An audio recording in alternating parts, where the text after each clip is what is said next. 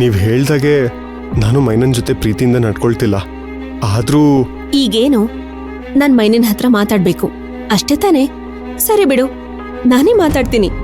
ಇಲ್ಲ ಮೇಡಮ್, ನೀವು ಮೈನಾ ಅವ್ರ ಅಪ್ಪ ಅಮ್ಮನ ಹತ್ರ ಮಾತಾಡಿದ್ರೆ ಚೆನ್ನಾಗಿರ್ತಿತ್ತು. ನೀನ್ ಅವ್ರ ಅಪ್ಪ ಅಮ್ಮನ ಹತ್ರ ಮಾತಾಡೋಕ್ಕೂ ಮುಂಚೆ ನಿನ್ ಮನೆಯವ್ರ ಹತ್ರ ನೀನ್ ಮಾತಾಡ್ಬೇಕು. ಮನೆಯವರು ಇದಕ್ಕೆ ಖಂಡಿತ ಒಪ್ಕೋತಾರೆ ಮೇಡಮ್. ಅವ್ರನ್ನ ಒಪ್ಸೋ ಜವಾಬ್ದಾರಿ ನಂದು. ನೀವು ಇದ್ರ ಬಗ್ಗೆ ಏನು ಟೆನ್ಷನ್ ಮಾಡ್ಕೋಬೇಡಿ.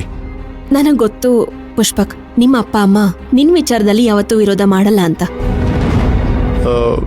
ನಮ್ಮ ಅಪ್ಪ ಅಮ್ಮನ ಬಗ್ಗೆ ನಿಮಗೆ ಹೇಗೆ ಗೊತ್ತು ಮೇಡಮ್?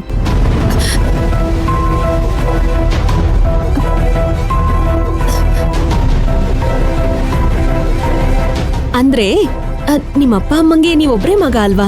ನಿಮ್ಮನ್ನ ಪ್ರೀತಿಯಿಂದ ಸಾಕಿರ್ತಾರೆ, ನಿಮ್ಗೋಸ್ಕರ ಏನ್ ಬೇಕಾದ್ರೂ ಮಾಡ್ತಾರೆ ಅನ್ನೋ ದೃಷ್ಟಿಲಿ ಹೇಳ್ದೆ ಅಷ್ಟೇ.